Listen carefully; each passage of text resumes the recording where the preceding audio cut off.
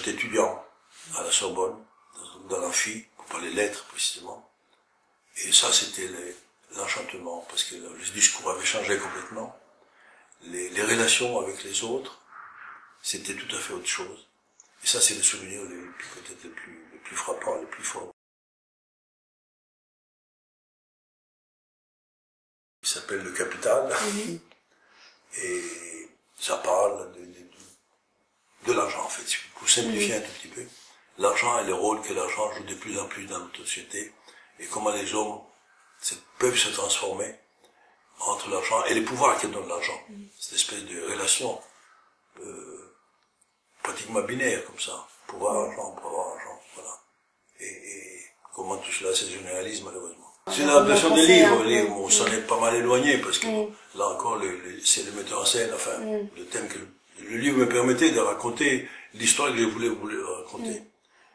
Il n'y avait pas tous les éléments dans le livre, bon, on a été les chercher avec mon collaborateur Jean-Claude Gambert, avec qui je travaillais souvent. Karim Boukeshak, un jeune scénariste, avec lequel on a collaboré aussi, comme ça, pour apporter des idées un peu plus jeunes, parce que nous arrivons à un âge quand même, nous appartenons à une autre génération, franchement.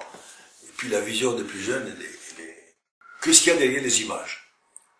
Parce que les images ont un secret, ils vous proposent quelque chose. Et donc nous pensons, il faut apprendre à choisir les images, et en tout cas interpréter les images. Et pourquoi on fait telle image et pas telle image? C'est ça le but. Évidemment, on est fasciné, passionné par les images quand on fait des images. Qu'est-ce qui se passe? C'est quoi un metteur en scène? C'est quelqu'un qui raconte une histoire avec des images. C'est-à-dire que quand on écrit un livre, on le raconte avec des mots, des phrases, on choisit des adjectifs, etc. Et la syntaxe. Quand on fait un film, on choisit les images. Et qu'est-ce que veut dire chaque image? Et pourquoi cette image-là? Et pourquoi ce mouvement d'appareil pour passer d'un endroit à l'autre, enfin d'une personne ou d'un lieu à un autre?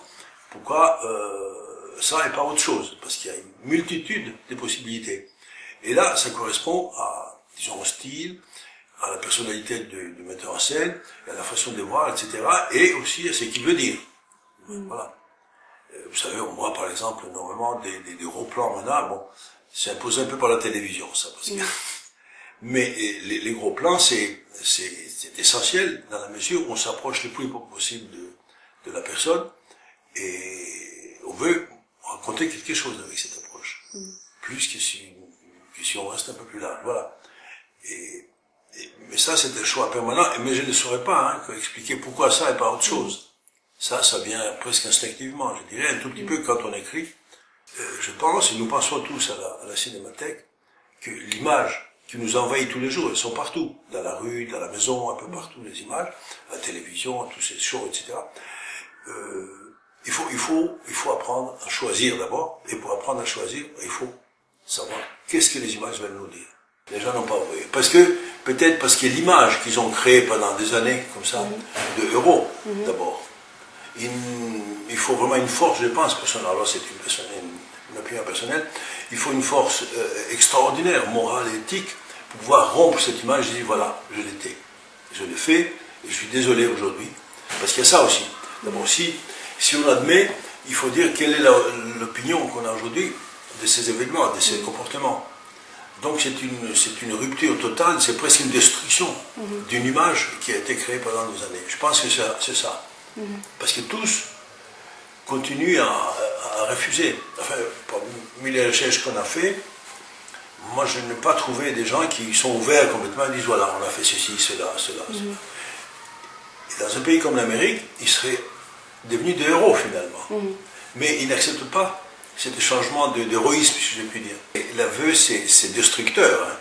C'est en même temps, c'est une renaissance, si on veut, mais en même temps, il faut détruire quelque chose de très important. Alors, bon, il y a l'aveu, celui du film, l'aveu, où ses raisons d'être, de sauver le parti, l'image du parti. C'est une sorte de position de martyr. On devient martyr face à quelque chose que finalement on accepte définitivement comme la chose absolue. Je ne sais pas s'il y aura des gens aujourd'hui qui le feraient. Ça pourrait nous ramener aux anciens chrétiens, vous savez, quand ils sont laissés détruire. Mais l'aveu, d'une manière générale, c'est... Mais ça dépend de la société aussi. Ça dépend de la société. Une société comme l'américaine, beaucoup de personnes, je me souviens comme le président Nixon, quand il a été avoué, ce fait, c'est oui, je l'ai fait, je me demande pardon, d'autres fois c'est arrivé. Et Clinton n'a fait qu'à moitié.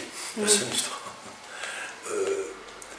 C'est une chose, comme je disais, c'est une destruction, mais il faut beaucoup de courage pour se dire, voilà, une destruction d'une image.